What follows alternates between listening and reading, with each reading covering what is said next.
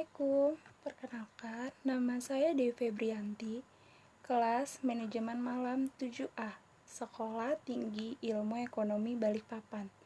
Di sini saya akan menjelaskan materi tentang perbedaan custom union pencipta dagang atau biasa disebut dengan trade creation dan custom union pengalih dagang atau biasa disebut dengan trade diversion. Mari kita simak materinya ya. Di sini ada pengertian tentang custom union atau biasa disebut dengan serikat pabean, yaitu perjanjian antara dua atau lebih negara bertetangga untuk menghilangkan hambatan perdagangan antara mereka dan untuk menetapkan tarif yang seragam dengan negara non-anggota. Di sini ada fitur utama serikat pabean. Fitur serikat pabean itu ada dua. Yang pertama itu mengeliminasi hambatan untuk ekspor-impor barang dan jasa di antara negara-negara anggota. Yang kedua ada mengadopsi seperangkat kebijakan dan tarif eksternal yang seragam untuk perdagangan dengan non-anggota. Serikat pabean mirip dengan area perdagangan bebas, tapi keduanya berbeda dalam hal kebijakan perdagangan dengan negara non-anggota. Di sini ada tujuan dari serikat pabean. Yang pertama itu untuk meningkatkan perdagangan barang dan jasa antar negara anggota. Yang kedua itu mengeliminasi hambatan perdagangan, mengurangi beban administrasi dan keuangan yang ditanggung oleh bisnis di negara anggota. Yang ketiga itu ada membangun hubungan politik dan budaya yang lebih erat antara negara-negara di anggota. Yang keempat, ada peningkatan efisiensi ekonomi melalui arus bebas faktor produksi. Di sini ada 4 keuntungan dari serikat pabean. Yang pertama itu ada peningkatan persaingan, seharusnya mengarah pada perbaikan daya saing, inovasi, dan efisiensi. Arus bebas barang dan jasa membuat pasar lebih terbuka terhadap persaingan antar perusahaan di negara anggota. Yang kedua itu ada peningkatan arus perdagangan dan integrasi ekonomi. Yang ketiga, penciptaan dan pengalihan perdagangan. Yang keempat, mengurangi defleksi perdagangan atau pembelokan perdagangan. Selain ada kerugian dari serikat pabean. Yang pertama itu ada kedaulatan ekonomi tergerus. Anggota harus mencapai kesepakatan tarif eksternal. Masing-masing negara anggota tidak bisa lebih mementingkan kepentingan sendiri dan negosiasikan tarif eksternal dengan negara non-anggota. Ada tarif bersama seringkali kompleks, yaitu masing-masing anggota seringkali berbeda pendapat karena ingin melindungi kepentingan bisnis dan perekonomian domestik. Yang ketiga itu ada tekanan persaingan mengancam bisnis domestik. Beberapa perusahaan domestik mungkin tutup karena kalah bersaing dengan produk dari negara anggota lainnya. Yang keempat itu, negara anggota serikat pabean masih mungkin mensyaratkan dokumen yang tidak seragam, yaitu kebijakan seperti pemeriksaan keamanan, faktur, dan dokumen transportasi diserahkan ke masing-masing anggota. Jadi, meski tarif nol, pengekspor harus menghadapi kompleksitas dokumen masuknya barang. Apa yang dimaksud dengan penciptaan perdagangan atau trade creation? Yang dimaksud dengan penciptaan perdagangan atau trade creation terjadi ketika anggota serikat yang lebih efisien menjual kepada anggota yang kurang efisien, yang mengarah ke alokasi sumber daya yang lebih baik. Sementara itu, apa yang dimaksud dengan pengalihan perdagangan atau trade diversion?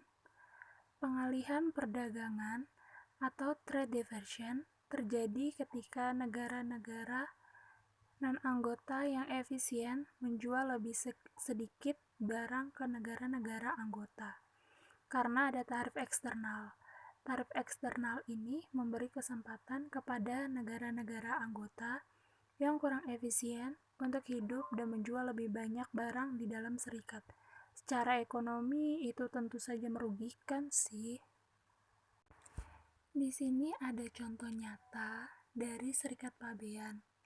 berasal dari negara Benelux, yaitu dalam 50 tahun sejak traktat disusun, negara-negara Benelux secara keseluruhan telah mengalami perubahan yang akhirnya memberikan implikasi juga kepada negara-negara Eropa lainnya. Pada dekade pertama, BEU menjabat sebagai katalis revolusioner dan groundbreaking untuk integrasi ekonomi lintas batas internasional.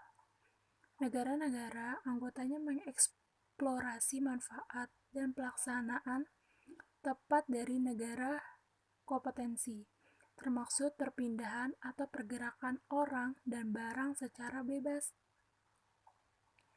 perbankan dan investasi internasional, dan hak-hak sipil. Implementasi Benelux yang efektif ini mempengaruhi integrasi ekonomi Eropa. Organisasi ini dianggap sebagai langkah pertama menuju Komisi Eropa. Jika berbicara mengenai kerangka kerjasama yang dijalankan Belgia dan Belanda di kawasan Eropa, maka hal tersebut tidak dapat dilepaskan dari dua bentuk hubungan kerjasama, yaitu Benelux Union dan Eropa Union.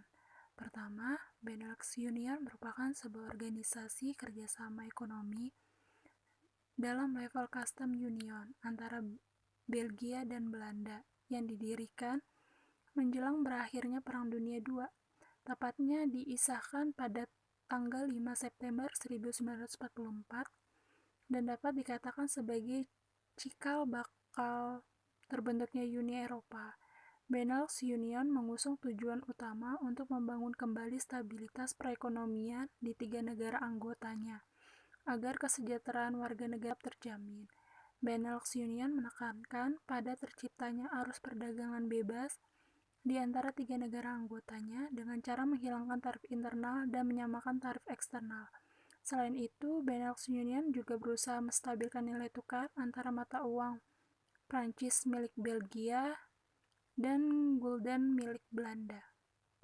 Selanjutnya, pada tahun 1951, Belgia dan Belanda bekerja sama dengan tiga negara di luar Benelux Union, yaitu Jerman, Prancis, dan Italia, dengan membentuk Eropa Coal and Steel Community, yaitu zona perdagangan bebas untuk batu bara dan baja. Kerjasama ekonomi yang dijalin ke 6 negara tersebut semakin berkembang dan meluas sehingga pada tahun 1958 disepakati pembentukan kerangkaian kerjasama baru yang dikenal sebagai Eropa Economic Community dan kemudian berubah menjadi Eropa Union pada tahun 1992. Oleh sebab itu, baik Belgia dan Belanda dapat dikatakan sebagai bagian dari the founding fathers atas terbentuknya EU. Terkait perannya dalam EU, negara-negara Benelux memberi kontribusi berupa pemberi contoh awal atas penerapan visa scan. Selain itu, dapat dilihat bahwa EU menjadikan negara-negara Benelux sebagai experimental garden, karena ketiga negara tersebut lebih dulu terintegrasi dan menunjukkan bahwa perbedaan karakter masing-masing negara tetap dapat disatukan dalam suatu bentuk hubungan kerjasama. Berikut penjelasan materi dari saya, kurang lebihnya mohon maaf. Wassalamualaikum warahmatullahi wabarakatuh.